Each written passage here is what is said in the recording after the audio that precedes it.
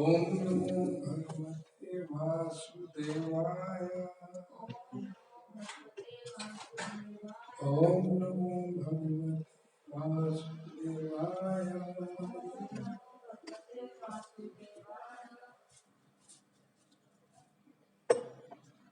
नारायणं नमस्कृत्य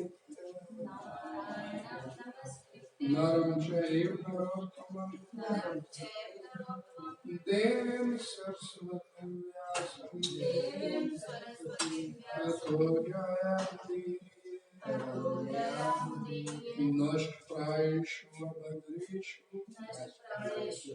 नित्यं भागवत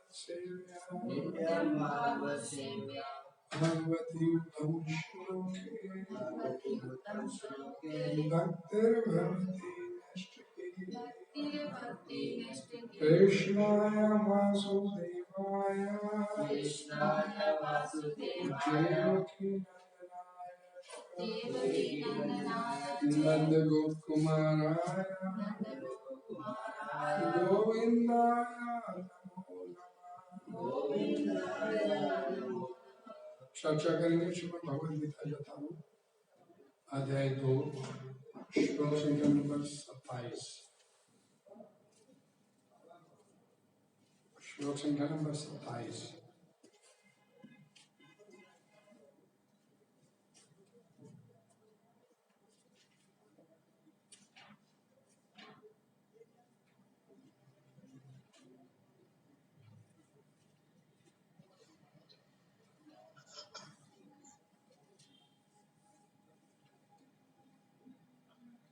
निकल गए।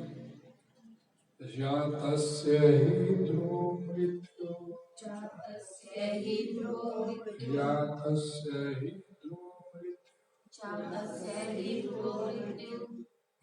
ध्रुवं जन्ममृतस्य च ध्रुवं जन्ममृतस्य च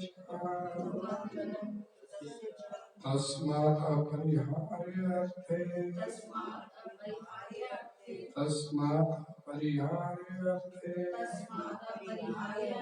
न त्वं शोचितुम् अर्हसि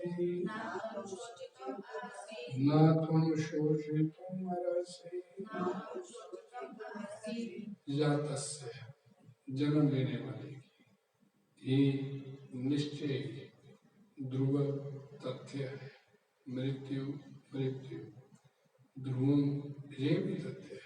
जन्म मृतस्य मृत प्राणी का च भी तस्मात् अतः अपरिहार्य जिससे बचा न जा सके उसका अर्थ के विषय में ना नहीं तुम शोचितुम शोक करने के लिए अर्हसि योग्य हो। हरे कृष्णा। जिसने जन्म लिया है उसकी मृत्यु निश्चित है और मृत्यु के पश्चात पुनर्जन्म भी निश्चित है। अतः अपने अपरिहार्य कर्तव्य पालन में तुम्हें शोक नहीं करना चाहिए। हरे कृष्णा। जिसने जन्म लिया है उसकी मृत्यु निश्चित है और मृत्यु के पश्चात पुनर्जन्म भी निश्चित है। अतः अपने अपरिहार्य कर्तव्य पालन में तुम्हें शोक नहीं करना चाहिए।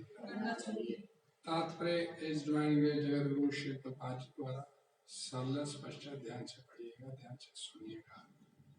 हरे कृष्णा।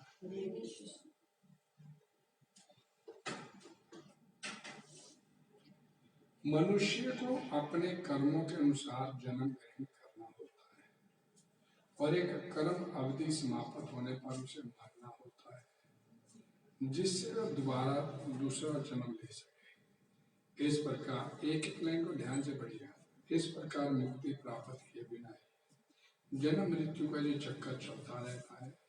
जन्म मरण के चक्कर से वृथा हत्या वध तथा युद्ध का समर्थन नहीं होता, किंतु मानव समाज में शांति तथा व्यवस्था बनाए रखने के लिए हिंसा तथा युद्ध अपरिहार्य है। कुरुक्षेत्र का युद्ध भगवान की इच्छा होने के कारण अपरिहार्य था और सत्य के लिए युद्ध करना क्षत्रिय का धर्म है। अतः अपने कर्तव्य का पालन करते हुए वह स्वजनों की मृत्यु से भयभीत या शोकाकुल क्यों था? वह विधि कानून को भंग नहीं करना चाहता था, क्योंकि ऐसा करने पर उसे उन पाप कर्मों के फल भोगने पड़ेंगे जिनसे वह अत्यंत भयभीत था।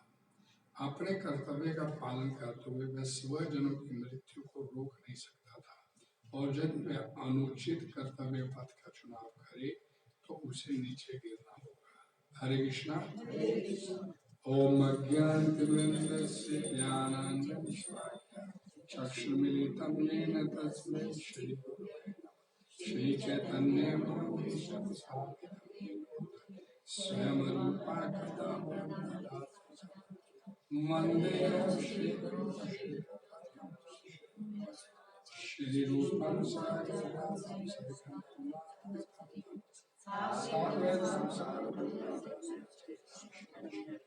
श्री राधा कृष्ण नमो विष्णुपदाय श्रीमद्भक्तिवेदांत स्वामी नमस्ते सरस्वती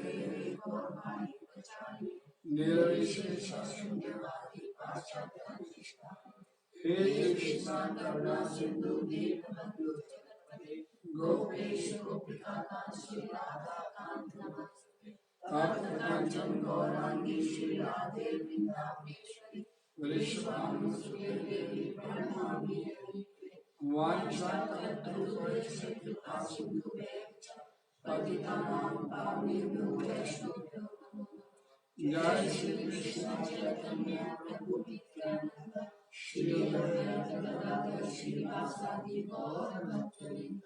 हरे कृष्णा कृष्णा कृष्णा हरे हरे हरे राम राम राम हरे हरे। भगवान भगवद्गीता या तस्यै ध्रुव मृत्यु ध्रुवम जन्म मृत्यु। जिसका जन्म हुआ है भगवान बोलते हैं उसकी मृत्यु निश्चित है, और जिसकी मृत्यु हुई है उसका पुनर्जन्म भी निश्चित है। तस्मात् अपरिहार्य अर्थे ना तो सोच तुम्हारा से। जब इस स्थिति को हम रोक ही नहीं सकते तो वे शोक करने की आवश्यकता क्या है? पिछला शोक था जब हम बोला कि आत्मा को अगर नित्य जन्म लेने वाला मरने वाला भी मान लिया जाए तो भी शोक का विषय नहीं हो सकता। कारण कि जिसका जन्म हुआ है वह मरेगा जरूर, और जो मर गया है वो जन्मेगा भी जरूर। या तस्यै ध्रुव मृत्यु ध्रुव जन्म तस्य। इसलिए कोई भी इस मृत्यु संसार के चक्कर को रोक नहीं सकता। ये मृत्यु संसार का जो चक्कर है अनादि काल से चलता चला आ रहा है और अनंत काल तक आगे चलेगा। इसलिए तो इसके ऊपर शोक क्यों कर रहा है? धृतराष्ट्र के पुत्र हैं सामने तेरे खड़े, है ना? ये मरेंगे जरूर, 100% मरेंगे। और तुम्हारे पास ऐसा कोई, हमारे पास कोई उपाय नहीं है कि जिसने जन्म लिया उसका मरना रोका जा सके। No, not possible. तो शोक किस बात का? सूर्य उदय होता है तो अस्त होता है, और अस्त होता है तो फिर उदय भी होता है। सूर्य उदय हुआ तो अस्त हुआ, अस्त हुआ तो फिर उदय हुआ। तो ये आत्मा शरीर छोड़ गई है तो ये दोबारा शरीर पैदा होगी, 100% पैदा होगी। पहले ये मत सोच कि ये शरीर मर जाएंगे तो ये भी मर जाएंगे, कोई मरेगा नहीं। इनके वस्त्र पुराने हो गए, अब इनको नए वस्त्र दे दिए जाएंगे। इसलिए भीष्म पितामह द्रोणाचार्य कर्ण दुर्योधन इनके लिए शोक लेगा। शोक करना तेरा बनता नहीं है। अब संसार की मात्र जितनी चीजें हैं प्रतिक्षण परिवर्तनशील होने से अपना पहला रूप छोड़ देती हैं और दूसरा रूप धारण करती चली जाती है।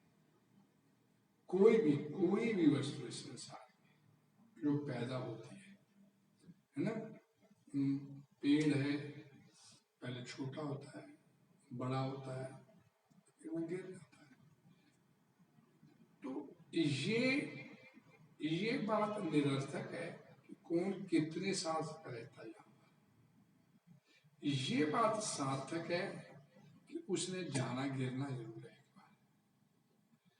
परिवर्तनशील, ये संसार परिवर्तनशील कहने का मतलब ही क्या हुआ? सिंपल सी बात, हम बोलते हैं परिवर्तनशील, तो परिवर्तन होना अवश्य भावी है। उस परिवर्तन को रोक नहीं सकते आप। आपने किसी ने आप बैठे हैं, वृद्धावस्था में आ रहे हैं, तो किसी ने अपनी जवानी को रोक लिया, किसी ने अपने बचपने को रोक के दिखा दिया, पॉसिबल नहीं है। और ये ज्ञान पहले भगवान दे चुके हैं। देहिनो अस्मिन् यथा देहे कुमारं यौवनं जरा तथा देर तत्थर न मुह्यते।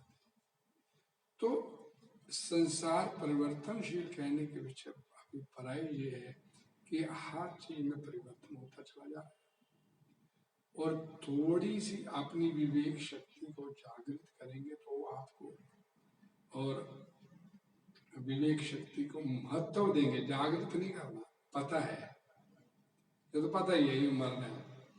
अब उस विवेक शक्ति को महत्व देने की बात है, यह जाना ही है, तो क्यों नहीं तैयारी की जाए? जब तय है कि तो बोले हाँ जी एक दिन तो मरना ही, मरना है मेरे को, अब इस बात को महत्व देना है। जब इस बात को महत्व देंगे कि मैंने मरना, वास्तव में मेरे को मरना है।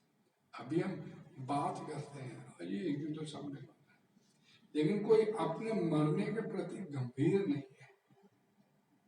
जिस दिन अपनी इस विवेक शक्ति को हम महत्व दे देंगे, लॉजिक पावर जिसे हम बोलते हैं, भगवान जी ने बताया, इस लॉजिक पावर को, इस विवेक शक्ति को महत्व दे देंगे, यार एक दिन तो मरना ही है, जाना ही है, तो क्यों नहीं तैयारी की जाए? क्यों नहीं तैयारी की जाए?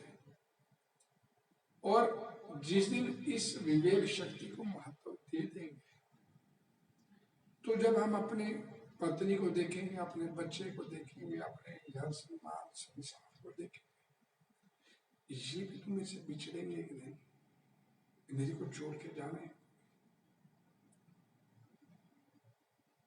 अंदर से जब इस बात को महत्व देंगे तो स्वाभाविक है कि आपका मन करेगा इसका भजन करो। अभी अंदर से इसको महत्व नहीं दिया हमने, इस बात को महत्व नहीं दिया कि हमने मरना है। जिस दिन इस बात को हम मान लेंगे तो उस दिन स्वाभाविक भजन करेंगे। उसमें फिर कोई अगर नहीं भजन करेंगे उसके बाद, तो इसमें मतलब हम तमोगुनी है, पशुवृत्ति है। पशु नहीं सोचता, घास खा रहा है, मुर्गी को दाना डाल देते हैं, वही पता कटेगी, और मुर्गियां देखती बाकी चार निकल गई बीच में से, हम चार रहेंगे, तो अपना दाना खाने में व्यस्त है। तो अगर फिर भी हम ऐसा कुछ जानते, देखते, महसूस करते हुए फिर भी भजन नहीं करे, तो इट मीन्स कि हम पशु वृत्ति में हैं। हम अपने आप को मानते हैं कि मैं मनुष्य योनि में आ गया, लेकिन है पशु वृत्ति।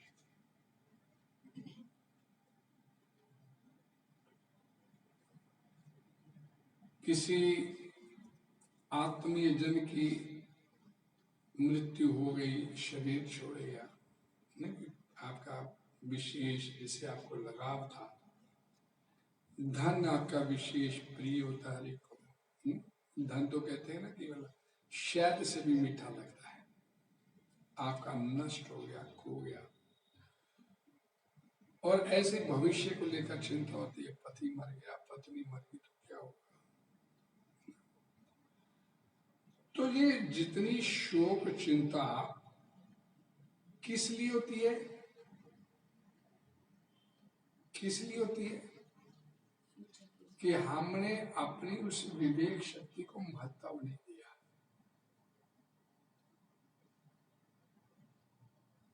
उस विवेक शक्ति को भगवान ने सिर्फ मनुष्य योनि में देखे भेजी है, और किसी योनि में नहीं है। ये ध्यान से समझे, सिर्फ मनुष्य योनि में। देवता भी भोग करने में लगे रहते हैं।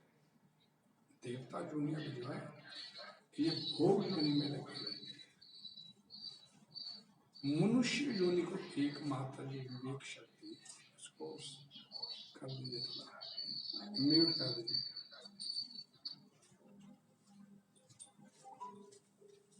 संसार में परिवर्तन हो रहा है।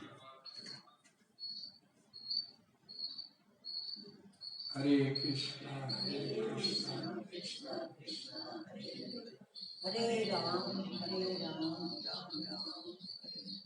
हरे कृष्णा कृष्णा हरे राम राम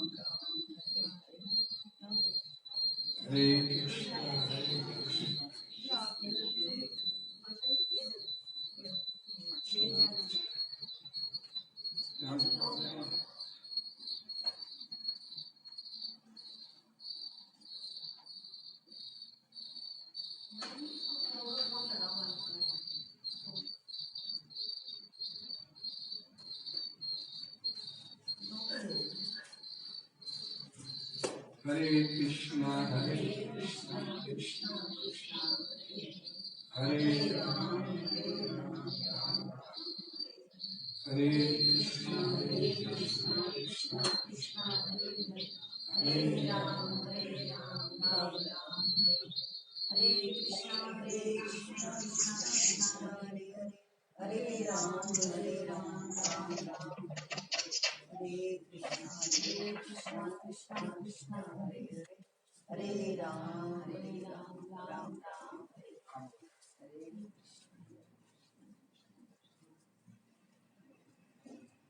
माता जी का बड़ा रुचि है कथा कीर्तन में, जपा में।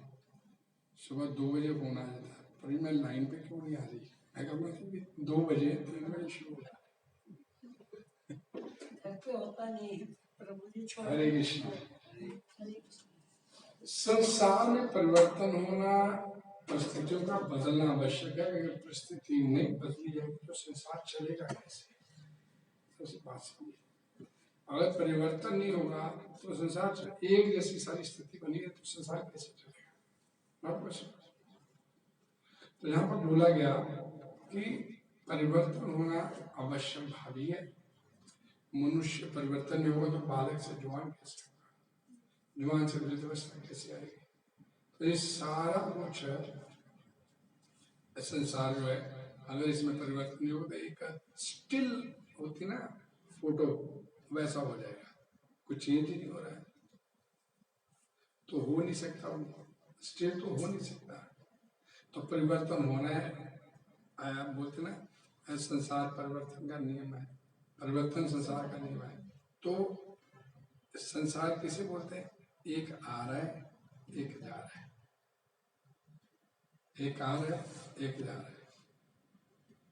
बचपना जा रहा है, जवानी आ रही है, जवानी जा रही है, बुढ़ापा आ रहा है। ये एक जन्म ले रहा है, एक मर रहा है। ये संसार का नियम है। अगर ये नहीं होगा तो संसार चलेगा कैसे? ये पॉसिबल नहीं।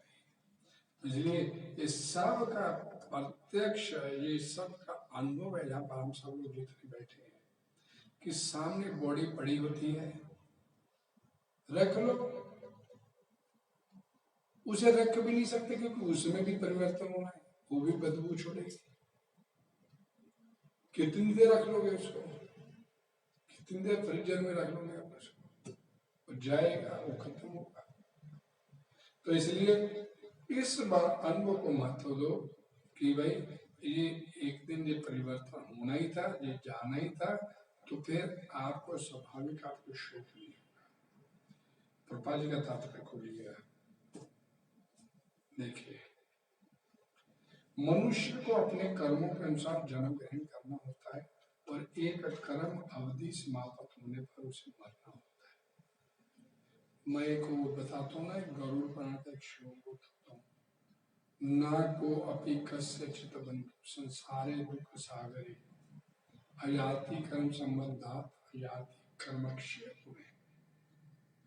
मतलब क्या है कि हर एक प्राणी यहाँ पर किसी का कोई न कस्यचित् बंधु, किसी का कोई मित्र नहीं, कोई बंधु नहीं, कोई कुछ नहीं है। यहाँ पर सब अपने अपने आते हैं, अलग अलग आते हैं और अपने अलग अलग अपने सबने जाना है। कोई किसी ने किसी के साथ नहीं जाना। एट ए टाइम दो डेथ हो गई है तो दोनों डेथ का जो डेस्टिनेशन दोनों का अपना अलग अलग है, लेकिन दोनों एक ही जगह पर चले जाएंगे, भले ही एक ही परिवार के क्यों नहीं, लेकिन दोनों का डेस्टिनेशन अलग है। हर एक प्राणी इस संसार में आता है, अपने अपने कर्मों के अनुसार अपने सुख दुख भोगता है और सुख दुख भोगने के बाद कुछ नए कर्म करता है, उनके फल भोग फिर अगले सफर की तैयारी करता है। या तस्सै ध्रुव मृत्यु ध्रुवं जन्म तस्सै च, अगले जन्म की तैयारी। तो ये कोई किसी का न को अपि कस्यचित्, किसी का कोई चितबंधु नहीं है। हम मान के बैठ गए ये मेरी पत्नी है, ये मेरा पुत्र है, ये मेरा है। यहाँ पर कोई किसी का नहीं है। और ये आपका सबका अनुभव भी है कि संसार में चाहे वो पुत्र है, चाहे वो माता है, चाहे वो पिता है, सब अपनी अपनी रुचि, अपने अपने सबका स्वभाव, अपने अपने कर्म, अपने अपने कोड़ियों चलता है, अपने करता है। जिसे मैं हमेशा एक लाइन बोलता हूँ कि जिसे हम अपना मान के बैठे जो मेरा है, उसका ना तो आप स्वभाव बदल सकते हो, ना जितनी देर चाहे उसको अपने पास रख सकते हो, ना उसका रंग रूप बदल सकते हो, तो फिर आपका कैसे हो गया? तो थोड़ा सा भी अपने से विवेक शक्ति को कोई महत्व दे, ये मेरे हिसाब से तो चलना ही नहीं, तो क्यों नहीं मैं तो अपना भजन करूं, इसने नहीं करना तो मैं तो अपना भजन करूं। शिला प्रभुपाद जी देखे कि भाई मेरी सारा इसने मेरी भगवत गीता बेच दिया और चाय पी रही है, और मैं कहता जी मेरी पत्नी चाय नहीं पी रही है, और चाय भी किस कॉस्ट पे पी रही है कि मेरी भगवत गीता बेच रही। मैंने रिटर्न में सारा कुछ लिखा था, इतने प्रबंधा था कागजों का, एक एक श्लोक का मैंने तात्पर्य लिखा, सब लिखा, और उसने झटके में बेच के चाय हुआ नहीं, बिस्कुट हुआ नहीं। तो इसने भजन नहीं करना, मैं तो अपना भजन करूंगा भाई। अब जो साथ नहीं चलना उसने, उसने सोच ही लिया मैंने साथ नहीं चलना, ना पुत्र साथ चले ना बेटी साथ चल रही है, तो मैं तो अपना भजन करूँ। फिर मैं बोलते ना कि प्रभुपाद जी का एक कोटेशन है कि रास्ते में कांटे पड़े हुए हैं, उन्हें फिर चुगने के लिए मत हो गया, अपने पैर पे जूते लगाओ, पार हो जाओ। तो भाई अपना भजन को मैं करूंगा और छोड़ के निकल के भजन करने। सिंपल सी बात भाई, आपका कोई ना कोई कस्यचित् बंधु, इस संसार में आपका कोई बंधु नहीं है। हम मान के बैठ गए मेरा बंधु है। और भाई क्या बोलते, पत्नी अगर मेरे अकॉर्डिंगली चलती होती तो मैं संन्यास नहीं देता। तो भाई वो नहीं चलना मेरे अकॉर्डिंग, मैं तो मेरा भजन, भाई समझा समझा के मैं थक गया कि भाई भजन करना नहीं कर रहे, तो मैं तो अपना भजन। तो मनुष्य को अपने कर्मों के अनुसार जन्म ग्रहण करना होता है और एक कर्म अवधि समाप्त होने पर उसे मरना होता है, जिससे वह दूसरा जन्म ले सके। इस प्रकार मुक्ति प्राप्त किए बिना ही जन्म मृत्यु का जो चक्कर चलता रहता है। आज भी ये बात मेरी किसी के साथ डिस्कशन हो रही थी, टेलीफोन पे 1-1.5 घंटा डिस्कशन प्रभु जी हम सब लोग इस संसार में आए हैं, तो जब हम अपनी मर्जी से कुछ कर नहीं सकते, आप बोलते हो कि आप अपनी मर्जी से नहीं आए कथा में, भेजे गए हो, नहीं, हम अपनी मर्जी से कुछ कर नहीं रहे, तो फिर हमें करना क्या है? हम क्या करें जब माया हमारे से सारे काम करवाते चली जा रही है? तो उसका सार निचोड़ क्या है कि आप जो काम करने के लिए आए थे वो नहीं कर रहे, उसके करने में आपको कोई रोक नहीं आएगी। जो काम आप करने के लिए आए उसको करने में आप में कोई, आपके काम में कोई रुकावट कोई नहीं डालेगा। अगर भजन करने में रुकावट अगर हमारी हो रही है तो हमने डाली हुई है रुकावट। भाई परीक्षित महाराज को शाप मिल गया 7 दिन के बाद मरे। वो पहली बात वो चाहता तो शाप का निराकरण कर सकता था, इतना पावरफुल था, डिवोटी था, प्योर डिवोटी थे वो, लेकिन उन्होंने शाप को एक्सेप्ट किया। आप सबसे बड़ी रुकावट क्या होती है हमारे भजन करने में? हमारे भजन करने में रुकावट गया कि भाई पत्नी है, पति है, बच्चे हैं, परिवार है। अब वो व्यक्ति भी चाहता तो अब बैठ जाता, मैं तो मरने वाला हूँ, कुछ करो कुछ देखो। जो हमारी कलयुग में जो टेंडेंसी है, हम लोग पता चल जाता है कि तो भाई बीमारी गंभीर लग गई, अब तो शरीर छूट रहेगा, तो वो भी चाहता तो करे, भजन करे, डिसाइड किया तो उसके भजन करने में, भागवतम सुनने में कोई रुकावट कहीं से आई? रुकावट कहाँ से आनी थी? पत्नी से आती, बच्चों से आती, या आसक्ति होती उसकी राजपाट में, पूरी पृथ्वी का राजा था, वो भी उसने छोड़ दी। बच्चों की आसक्ति छोड़ दी, पत्नी की आसक्ति छोड़ दी, राजपाट, रहना खाट, ठाट बाट से खाना पीना, राजा भी भोगी, पूरा ठाट बाट होते राजा के, लेकिन सब छोड़ छाड़ के तो उसके भजन करने में कहाँ काम होता? भजन करने हम आए थे सिर्फ यहाँ पर भजन करने के लिए, तो जहाँ पर हमने अपने दूसरे कर्म करने शुरू, तो वो जो दूसरा जो कर्म आपने किया, उस क्रिया किया, तो उस क्रिया की प्रतिक्रिया, एक्शन के रिएक्शन तो होना है ना। आप कोई पाप कर रहे हैं तो पाप की सजा नहीं मिलेगी, भुगतनी पड़ेगी, सिंपल। तो माया तो अगर आपने, आप तो माया के शिकंजे में खुद फंसे हो ना, तो मैंने गलत काम किया तो मेरे को तो भोगना पड़ेगा। लेकिन हम ये तो नहीं मानते जैसे कैसे हो सकता है, हम तो माया करवा रही, माया इसलिए करवा रही है आप खर्च चल जाए अपने। भाई एक अंदर से आवाज आती है पाप करने से पहले, भाई पाप कर रहे हैं, अंदर से कौन सचेत करता है? ईश्वर सर्वभूता नाम देश है, वो आपका सुहृदय बैठा अंदर, आपका मित्र बैठा अंदर, वेल विशर बैठा आपके अंदर, वो आपको सुचेत कर रहा है गलत काम नहीं करना, गलत काम है ये, नहीं करना नहीं बोलता हूँ, कहीं गलत काम हो रहा है, अंदर से आपको कोई अलर्ट करता है, हम फिर भी करते हैं। अतकेन प्रयुक्तो एवं पापम चाहते पुरुष, और बलादिवा नियोजिता, मैं नहीं चाहता तो भी करता हूँ। हरे कृष्णा, मैं नहीं चाहता तो भी मैं गलत काम कर बैठता हूँ। कौन करने को करता प्रेरित? तो ये आपकी भोगने की वृत्ति, आपकी अटैचमेंट जो इस संसार में आपके बना के रखे, उसने थोड़ा मना किया है, वो तो हम लोग नहीं मिल जाए, ठीक है भोग लो, तो भोगना पड़ेगा। फिर हम कैसे कह सकते हैं कि माया हमारे से काम करती है, हम तो इंडिपेंडेंट नहीं है, हम तो डिपेंडेंट है माया के ऊपर डिपेंडेंट हम हुए, माया के ऊपर डिपेंडेंट हम हुए। हम तो बैठे थे भगवान के धाम में, नहीं हम भी इंडिपेंडेंट होना चाहते हैं, भगवान ने इंडिपेंडेंट करने के लिए भेज दिया, लेकिन भजन ही करना मेरा जाके, जहाँ भी तू भजन कर रहा है वहां तेरे को इंडिपेंडेंट कर देता हूँ। तो उसके लिए बना दिया कि भगवान ने एक ब्रह्मांड की रचना कर दिया, ये ले नहीं, तू वहां मेरा भजन कर रहा था, अब तू अंदर से कहता मैं इंडिपेंडेंट होके मैं करूँ, मेरे को मैं यहाँ नहीं करूँ, मैं अपने इंडिपेंडेंट होना चाहता हूँ। ठीक है, ये ब्रह्मांड में आ जाए, तेरे लीला की दुनिया बना देते हैं।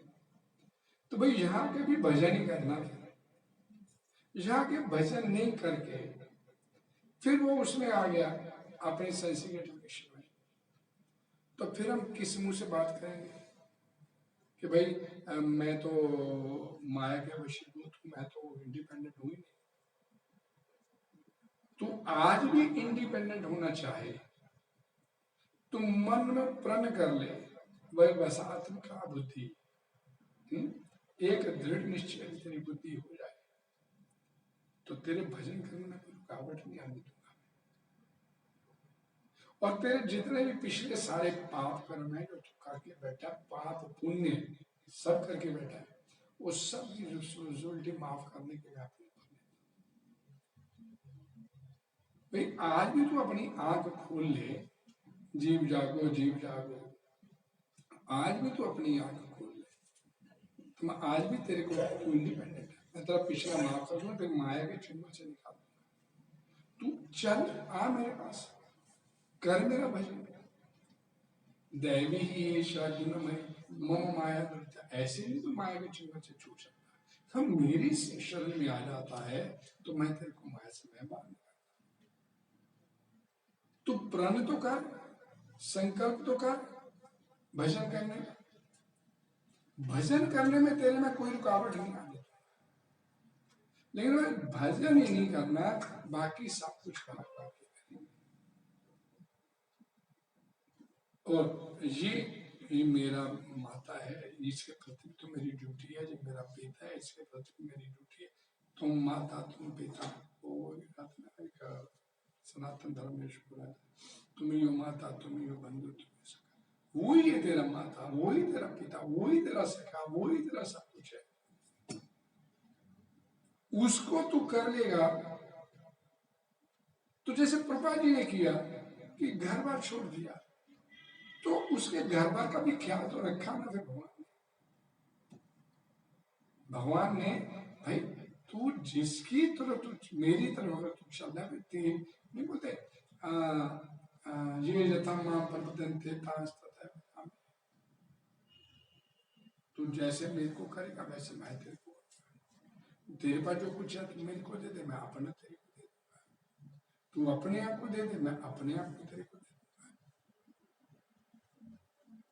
तो तेरे घर बार की चिंता तो मेरी चिंता है भाई। एक सिंपल सी बात है, मैं एक दुकान पे गया नौकरी करने के लिए, तो नौकरी करने ना भाई इसका भाई शादीशुदा, हाँ जी, बच्चे, हाँ ठीक है भाई 10,000 तेरे को दे दूंगा मैं। दुकानदार क्या सोच के देता है, सभी मेरे पास टिका रहेगा, काम करेगा तो इसकी जरूरत है, इसका परिवार है, पालन पोषण।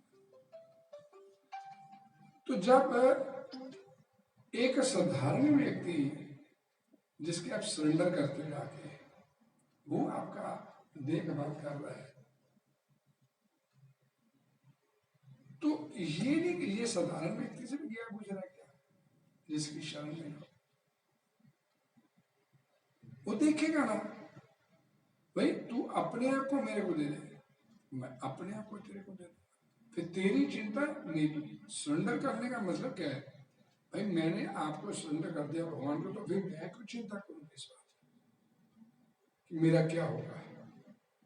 अगर मैं सरेंडर करने के बाद भी बोलूं कि नहीं मेरा होगा कैसे गुजारा करूंगा, फिर तो सरेंडर तो नहीं किया, फिर कहां सरेंडर किया भाई। सिंपल सी बात है, उसको सरेंडर करेंगे तो फिर वो आपका ध्यान रखेगा। हम आधे अधूरे मन में, थोड़ा मन में दुविधा भी रहे तो फिर सरेंडर नहीं हुआ। कोई दुविधा आपकी जायज है,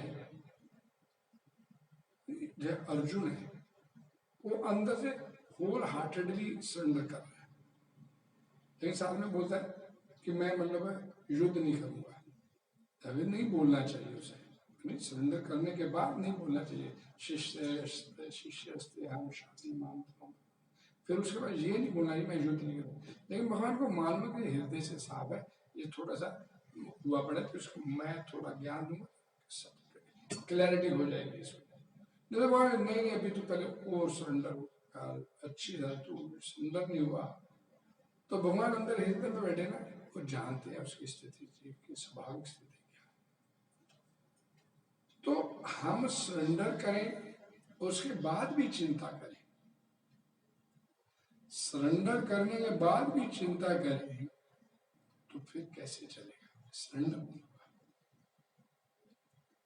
और यह क्या बोला गया कि अतः अपने अपरिहार्य कर्तव्य पालन में तुम्हें शोक नहीं करना चाहिए। भाई तेरा इस स्थिति के ऊपर वश में नहीं, तेरी स्थिति जन्म हुआ है तो मरेगा, मरेगा तो दोबारा जन्म मिलेगा, तो इस जन्म मृत्यु के चक्कर में तेरा जोर नहीं चलना है। तो एक भागवत पुराण में आता है कि इस मृत्यु का किसी विधि के द्वारा या किसी के द्वारा कोई उपचार नहीं है मृत्यु का। महात्मा विदुर बोलते हैं धृतराष्ट्र को 1:13-19 है उसमें कि मृत्यु का किसी विधि के द्वारा या किसी के द्वारा मृत्यु का कोई इलाज नहीं है। स एष भगवान काला सर्वेशाम ना समागता, तो मृत्यु के रूप में महात्मा विदुर बोलते धृतराष्ट्र में भगवान स्वयं तेरे सिर के ऊपर आकर खड़े हुए। तो भक्त के लिए भगवान आ गए और कर्मी व्यक्ति के लिए विलाप करने का समय आ गया, शोक करने का समय। मर गए, इतना इकट्ठा किया था, क्या करें, सब खत्म। इस प्रकार मुक्ति प्राप्त के बिना जन्म मृत्यु का जो चक्कर चलता रहता है, जन्म मरण के इस चक्कर से वृथा हत्या, वध तथा युद्ध का समर्थन नहीं होता, किंतु मानव समाज में शांति तथा व्यवस्था बनाए रखने के लिए हिंसा तथा युद्ध अपरिहार्य है। क्योंकि इसमें कामी भी है, लोभी भी है, क्रोधी भी है, सब प्रकार के लोग हैं, अपनी अपनी वृत्तियां बना के बैठे हुए। तो उनको कंट्रोल करने के लिए मनुष्य समाज ने इसके कंट्रोल करना सीखा। कुरुक्षेत्र का युद्ध भगवान की इच्छा होने के कारण अपरिहार्य है। क्यों नहीं रोका जा सकता था युद्ध? भगवान की इच्छा थी कि युद्ध होना है। क्यों करवाना भगवान ने?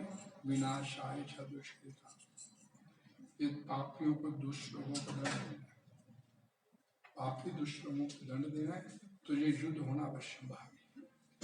भगवान कृष्ण क्षेत्र का युद्ध भगवान की इच्छा होने के कारण अपरिहार्य था, और सत्य के लिए युद्ध करना क्षत्रिय का धर्म है। वर्णाश्रम पद्धति है तो क्षत्रिय का धर्म है कि युद्ध होना है, करना उसने। अतः अपने कर्तव्य का पालन करते हुए वह स्वजनों की मृत्यु से भयभीत या शोकाकुल क्यों था? वह विधि को भंग नहीं करना चाहता था, क्योंकि ऐसा करने पर उसे उन पाप कर्मों के फल भोगने पड़ेंगे जिनसे वह अत्यंत भयभीत था। क्योंकि अर्जुन जो है बेसिकली साधु वृत्ति का व्यक्ति है, डिवोटी है ना, भगवान का भक्त है, तो भगवान का डिवोटी होता है वो साधु प्रवृत्ति का होता है। तो वो सोच रहा है कि मैं युद्ध करूंगा, ये पाप करूंगा, ये संभालूंगा तो पाप हो जाएगा मेरे, ये सामने जितने लोग खड़े हैं इनको मारूंगा तो मैं पाप हो जाऊंगा। लेकिन वो क्यों पाप मानता है? क्योंकि वो ये सोचता है कि ये मेरे सामने मेरे भाई बंधु खड़े हैं, लेकिन भगवान उसे बताते हैं ये भाई बंधु नहीं है, ये अधर्मी लोग खड़े तेरे सामने, तू इन्हें भाई बंधु मान रहा है, लेकिन ये बेसिकली भाई बंधु नहीं है, तेरे अधर्मी पापी पापाचारी लोग खड़े हैं तेरे साथ। ये आतताई की डेफिनेशन क्या है, टेररिस्ट की डेफिनेशन क्या बोली भगवत गीता में? किसी के घर में आग लगाने वाला, किसी की पत्नी को उठाने वाला, किसी को जहर दे के मारने वाला, 6 प्रकार के रूप बताएगा ना, किसी की जमीन हड़पने वाला, तो सारे पाप ये दुर्योधन शकुनी के साथ मिलकर कर चुका है। तो ये सामने तेरे आतताई खड़े हैं, टेररिस्ट खड़े हैं, आतंकवादी खड़े हैं तेरे साथ। जबकि वो मान रहा है कि ये नहीं मेरे भाई बंधु है, तो इनको भाई बंधुओं को मारूंगा तो पाप हो जाएगा। तो भगवान उसे बताना चाहते तू ये मोहग्रस्त हो गया कि ये तू अपना क्या उसे बोलते हैं कि इससे मोहग्रस्त हो गई, ये मेरे भाई बंधु है, भले पापी तापी हैं लेकिन है तो मेरे भाई। लेकिन गरुड़ पुराण में भी बोला ना को अपनी कश्चित बंधु। गरुड़ पुराण बोलता है कि इस संसार में कोई किसी का भाई बंधु नहीं है, सब अपने अपने आए, अपना अपना सफर करेंगे, अपना अपना सफर पूरा करेंगे, लेन देन पूरा करेंगे, किसी से लेना है किसी को देना है, उसको लेना देना पूरा हो जाएगा तो अगला जो लेना देना और नया करने इस संसार में आएगा उसको पूरा करने के लिए आएगा। तो जैसे मैं एक बीमार हो गया, तो मैं किसी दूसरे शहर में बैठा हूँ, मैं वहां बीमार हो गया, लोग मेरे को ले गए डॉक्टर के पास, उन्हें 10,000 रुपये फीस मांग ली, 5,000 रुपये फीस मांग ली, फीस दे दिया मैंने उस डॉक्टर का किसी जन्म का 5,000 रुपये का देना था, कर्जा था, और माया ने मेरे को उसी शहर में उसी वहां पे भेजा और उसको 5,000 रुपये मेरे से दिलवाए। तो ये लेन देन पूरा करने के लिए संसार में हम सब लोग बैठे हुए हैं। ये महात्मा जी मेरे पास रहते हैं, किराया देते हैं मेरे को, तो इन्होंने मेरे को देने हैं पैसे, जब मेरे पूरे हो जाएंगे निकल जाएंगे। तो सब व्यक्ति आप कोई किसी की सेवा कर रहा है, कोई किसी को पैसे का लेन देन है, किसी की सेवा का लेन देन है, किसी ने किसी जन्म में किसी की सेवा की तो इस जन्म में उसकी आगे सेवा है। तो सब व्यक्ति यहाँ पर अपने लेन देन पूरे करते हैं और अगले सफर की तैयारी कर्मक्षय पुनः गरुड़ पुराण बोलता है, अगले सफर की तैयारी में निकल जाते हैं। ये सफर रुकेगा कब कि बार बार जन्म नहीं लेना पड़े, बार बार नहीं मरना पड़े, बार बार इस संसार में आते हैं जो अपने संबंधों को लेकर इमोशनल होते हैं, दुखी होते हैं, हंसते हैं, खुश होते हैं, विलाप करते हैं, दुख उठाते हैं, खुश उठाते हैं। ये रुकेगा कब? भक्ति से अपने आप को इसकी भक्ति में लगा देंगे। भगवान बोलते तो तेरा मैं आगे का चक्कर रोक लूंगा। तो एक श्लोक है ना, अब्रह्म पूर्ण लोका पुनर्वर्तिनो अर्जुन, तू पाप कर चाहे पुण्य कर, तू पाप करेगा या पुण्य करेगा होगा क्या तेरे को? अब्रह्म भुवन लोका, ऊपरी लोक में चला जा जन्म लेके, जन लोक, तप लोक, स्वर्ग लोक, किसी लोक में चला जाएगा, पुण्य कर्म करेगा। पाप करेगा तो निचले लोकों में चला जाएगा, गर्हित योनियों में जाके जन्म लेगा। लेकिन किसी भी लोक में तू चला जा इस पूरे ब्रह्मांड में, आ ब्रह्म भुवन लोक, ब्रह्म लोक से लेके उथल तक, किसी भी लोक में पाताल लोक तक तो चला जा, तेरा जन्म मृत्यु का चक्कर खत्म होने वाला नहीं, वो तेरा बराबर बना रहेगा। वो तेरा चक्कर रुकेगा कब? माँ मुझे तो कौन थे, मेरे को कुंती पुत्र प्राप्त करेगा तो पुनर्जन्मना भी देते, मैं तेरे को दोबारा जन्म नहीं देने दूंगा। तो तेरा जन्म मृत्यु का चक्कर रुकना है, सिर्फ और सिर्फ एक ही रास्ता है, माँ मुझे तो कौन थे। और भगवान को प्राप्त कैसे करना है, ये चक्कर कैसे रोकना है? भगवत गीता में भगवान श्री कृष्ण बोलते हैं, भजताम प्रीति पूर्वम, मेरा भजन प्रेम से कर। एक कंडीशन है, निपटाने वाला भजन नहीं, भजताम प्रीति पूर्वम, प्रेम से मैं अपने मतलब भाव, भगवान भाव के भूखे नहीं, भावग्राही जनार्दन, भगवान बोलते मैं भाव का भूखा हूं। तो मेरा भजन प्रेम से करेगा, ददामी बुद्धि योगम तम, फिर मैं तेरे को बुद्धि प्रदान करूंगा। बुद्धि प्रदान किस लिए करेंगे? बोल, येन माम उपयंती थे, तुम मेरे को प्राप्त कर सके। मैं अपने को प्राप्त करने की बुद्धि, मैं यानी कि मैं तेरा गाइड बन जाऊंगा, तेरी उंगल पकड़ के मैं तेरे को अपने पास तक ले आऊंगा। Choice is yours. इस संसार में कभी अच्छे, हम बोले हम यूएसए चले जाएं, कनाडा चले जाएं, यहाँ चले जाएं, वहाँ चले, बढ़िया लाइफ स्टाइल बढ़िया हो जाए, वो तो आपके अपने कर्मों के अनुसार आपको अपने मिलता चला जाएगा। भगवान ऋषभ देव बोलते हैं ना, ना अयम देवो देवो भाजाम ले लोग, ये देह धारण करने वाले जीव, ये देह धारण करने वाले जीव, देह हम लोगों ने धारण की, भगवान आपको शरीर देके राजी नहीं है। कष्टान कामन अर्हति विंगुरा, क्यों अपनी सेंसिव प्लेयर के लिए इतनी कठिन मेहनत करते चले जा रहे हैं? अपनी सेंसिव ग्रेटिफिकेशन के लिए क्यों इतनी मेहनत कर रहे हो?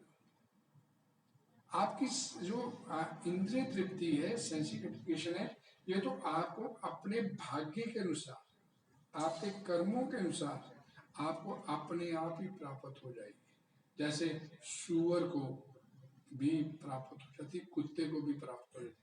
कुत्ता भी देखें, कई बार बड़ी बड़ी गाड़ियों में, BMW में घूमते दिखेंगे आपको कुत्ते भी। सुअर भी बढ़िया बढ़िया मल खाते हैं, मल शब्द है मल, मल खाते हैं, उन्हें बड़ा आनंद आता है। जो आनंद आपको रसगुल्ला खाने में आता है, वही आनंद उसको मल खाने में आता है। जो टेस्ट हो जो उसका है ना, वो हम दोनों का सेम है, क्योंकि अंदर आत्मा जो बैठी है उसने अपना ऊपर का कपड़ा बदला है। मशीन में जो ऊपर की मशीन बदली गई है, अंदर जो आत्मा वो सेम है, और मशीन को अपने अपनी रुचि के अनुसार जो अच्छा लगता है उसी को ग्रहण करता है। तो हर इंद्रिय तृप्ति के लिए कहते क्यों इतनी मेहनत करते चले जा रहे हो? क्यों? वो तो भाग्य का, आपको अपने कर्मों के अनुसार, कुत्ते को भी सुअर को भी मिल जाता है वो।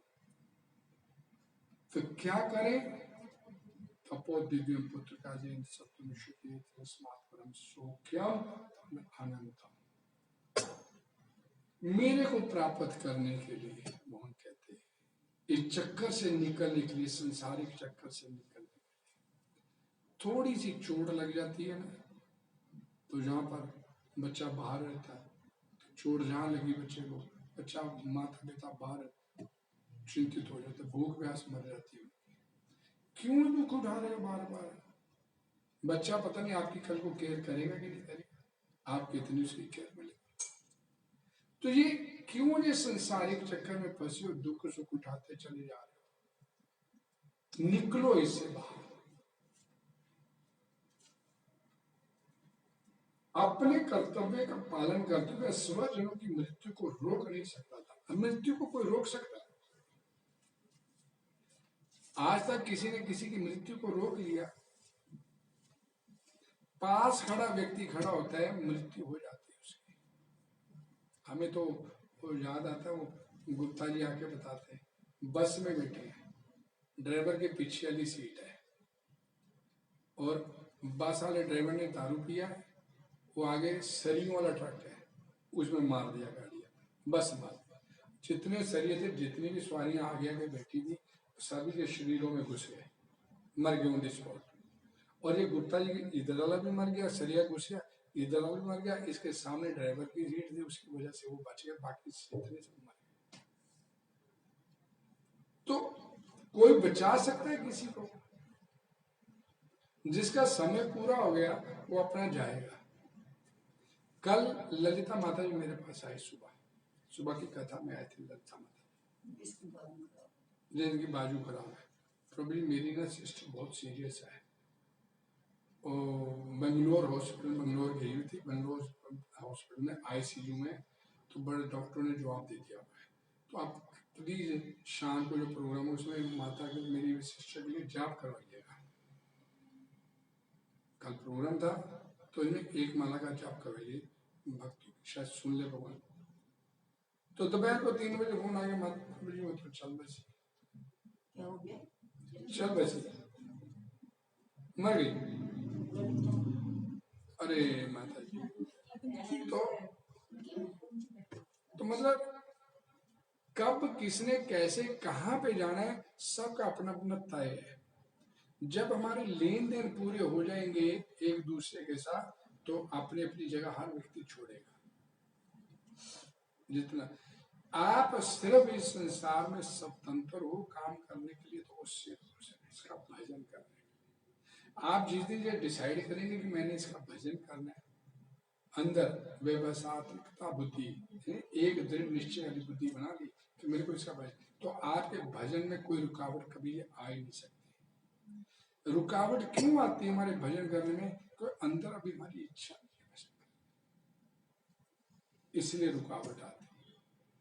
नहीं तो वो माता है, वो पिता है, वो क्यों चाहेगा कि मेरी संतान मेरे भजन के माध्यम से ना जुड़े? एक भौतिक माता पिता नहीं चाहता कि उसका बच्चा उससे दूर रहे, तो वो तो वास्तव में माता पिता, वो क्यों चाहेगा कि मेरे दूर हो?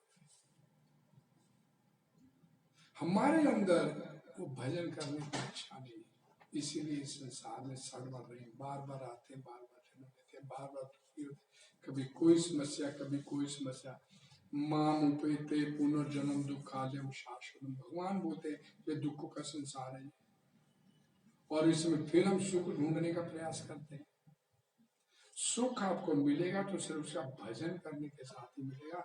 आज संसार में सुख जो आप प्राप्त कर रहे हो, जिसे हम सुख आर्ट सुख बोलते हैं, बढ़िया बढ़िया मकान मिल गया, बढ़िया बढ़िया खाने पीने को, रहन सहन लेवल अपना बढ़ेगा, वो उसके पीछे क्या छिपा है हमारे को देर से बाद पता चलता है।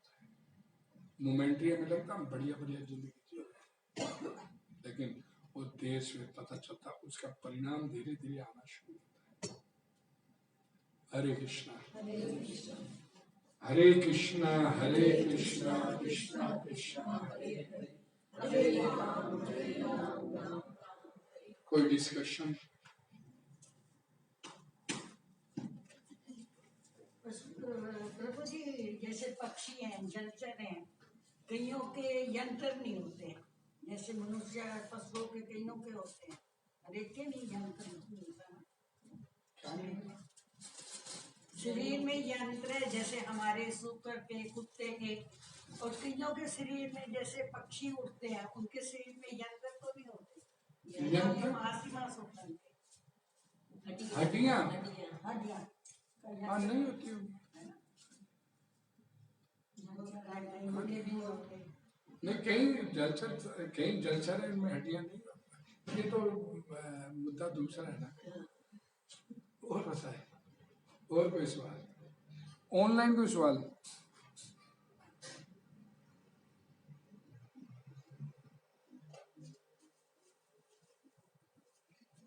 ऑनलाइन?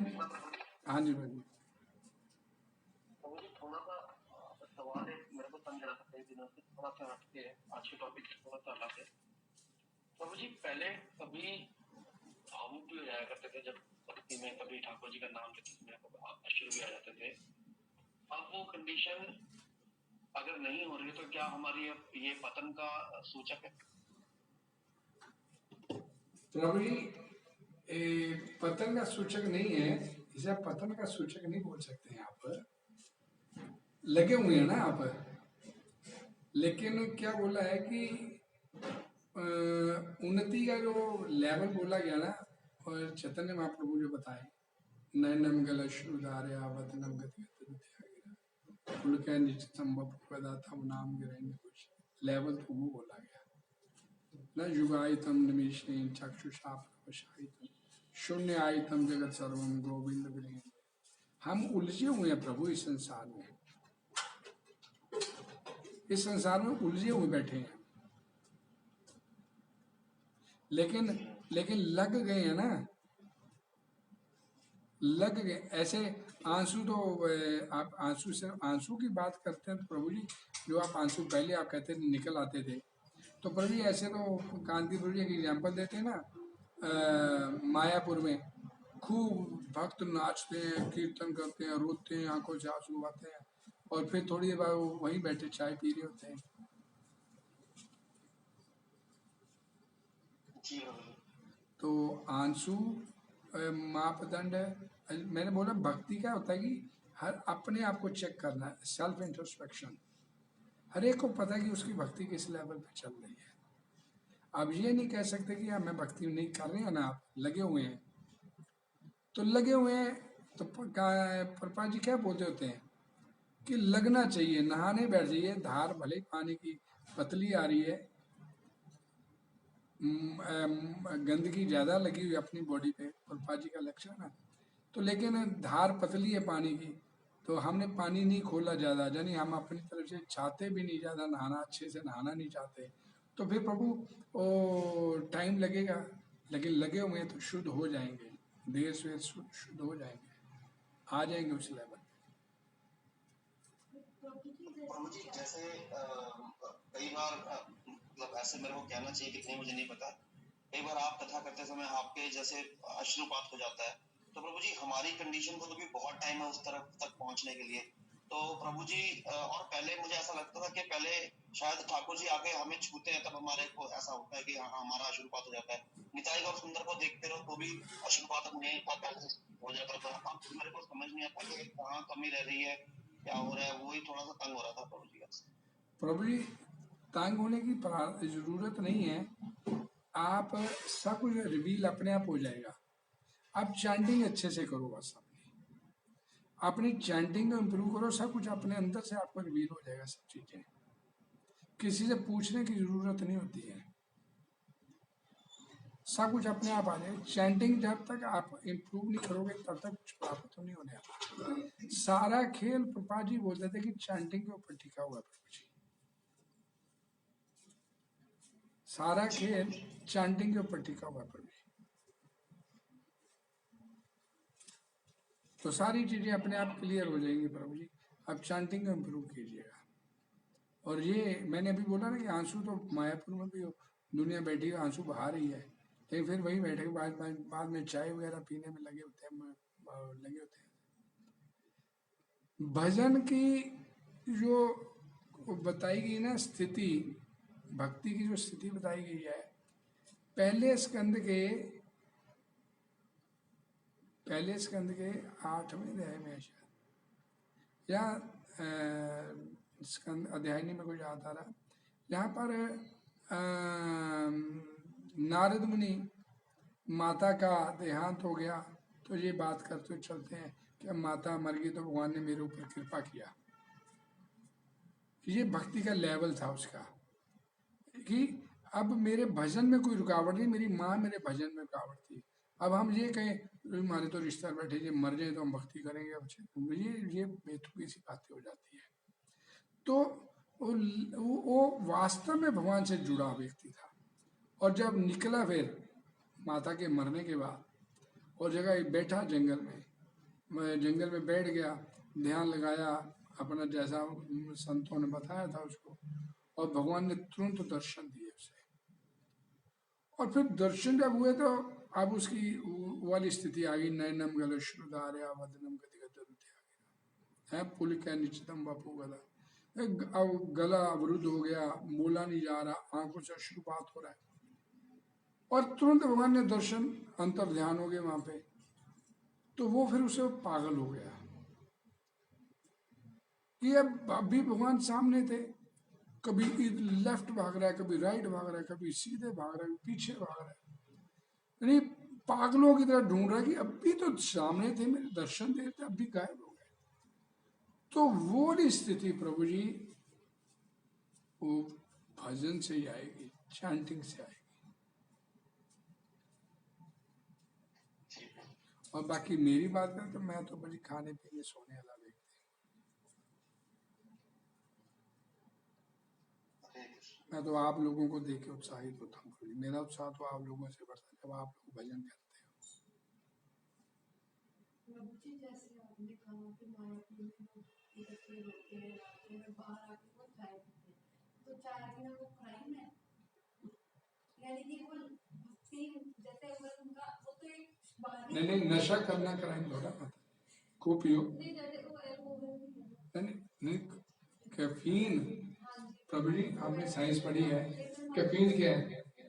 केमिकल बस। Small quantity of caffeine.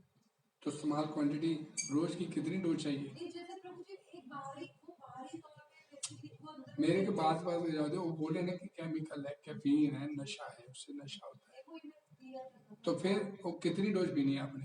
नहीं मैंने नहीं क्या इंजेक्शन लगा लिया करे चाहे? क्वेश्चन है प्रभु जी लाइक कहने का मतलब वो अंदरूनी एक तो होगी अंदरूनी भक्ति, एक है बाहरी तौर पे जो अगर बाहरी तौर पे अगर वो जैसे हम शारीरिक तौर पे आ गए ना एकदम जैसे एक तो अंदरूनी भक्ति होगी कि बंदा उसमें खो गया अंदरूनी तरीके से, फिर वो बाहर तो शारीरिक आ गया ना, शारीरिक तौर पे अंदर ही बाहर ही में नहीं समझ आएगा। जैसे वो जिस वक्त वो अंदर थे ले लो आप ले सकते हो। चाय पियो आप। हरे कृष्ण।